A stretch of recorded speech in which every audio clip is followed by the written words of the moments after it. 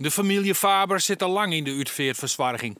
Ze kwamen op het idee om een eigen crematorium te beginnen, omdat ze vinden dat het bij andere crematoria er al hier hastig ontakt gaat. Dat was hier net. Ze rekenen je in eerste instantie op zo'n 300 crematies in het hier. We hebben hier in dit crematorium alle tijd om de plechtigheid zo in te vullen zodat de nabestaanden dat willen. Alle tijd en ruimte om de wensing van de nabestaanden weer te maken.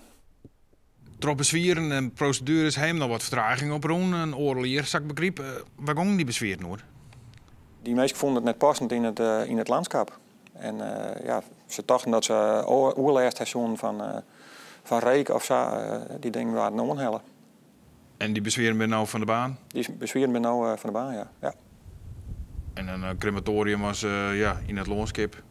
Om het gebouw zie je net dat het een crematorium is.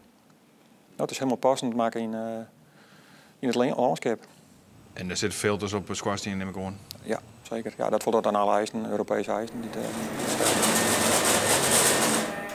Het invieren van de kisten in de crematieoven gaat volslijn automatisch.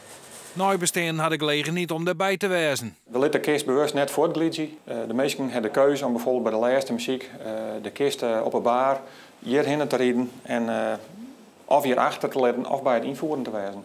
Bij begraven dan staan we wel bij een graaf en verdwijnt de kist wel in de modder, zeg maar. Ja, hier kun je ook bij wezen. Er is plak om het eerste boeten door te houden. Zo we het rekening houden met allerhande wezen van jote dag.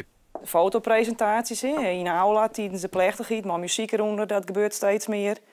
Nou ja, na jaren als ze hier in de boerderij komen voor een kopje koffie, ja, dat wordt ik steeds uitgebreider. Om mijn familie nog even na te praten? Ja.